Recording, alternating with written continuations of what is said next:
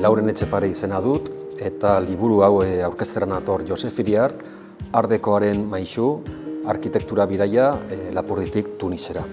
Josef Iriart izan zen arkitektoa, eta harrezkero hasi nintzen pixka bat irakurtzen, bere Lapurdiko lanak ezagutzen, eta liburu hori areta handiagoa suertatu zen bere gainerako obrak ikusita Baionako Zirusetxea, Biarritzeko Itsas Museoan eta bestelakoak. Handik tarte batera eta proiektuak eta aztertzen nintzela, liburu bat argitaratu zuen Valérie Lan andereak, Josef Iriarti buruzkoa, Architecte de la Lumière esaten zion, argiaren arkitektoa, eta liburu horretan egiten zituen jorratu noski Ipar Euskal Herrian, Lapurdin bereziki egin zituen lan guztiak. Hori da, beraz, liburu honetan egiten dudan, eta horregatik du izen arkitektura bidaia Lapurditik Tunisera. Hemengo lanetatik abiatu bai, baina ematen dulako bere hango egonaldiaren berri, hango bospasei lan xehetuta, baita planoak azalduta, hango artxibategitan egon bai nintzen, baita argazkiak, eta amaitu egiten du nola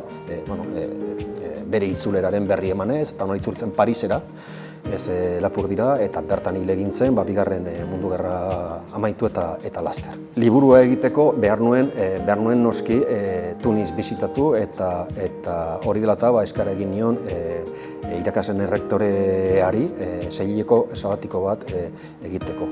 Seileko horretan hemendik lanean hasi, baina egonaldi bat egin nuen bizpahiru astekoa Tunisen. Aldez aurretik noski kontaktua egin nuen bertako artxibategiko edo hirigintza saileko arduradun batekin, eta harek egiaztatu zidan bilatzen nituen proiektu gehienen planoak eta dokumentuak eta txostenak eta hantxe zeudela. Hori lotuta nuelarik orduan bai esan nuen, joan, bertan ezarri, proiektuak ikuskatu noski, proiektuak bilatu kalean, argazkiak egin, eta horrekin bilduma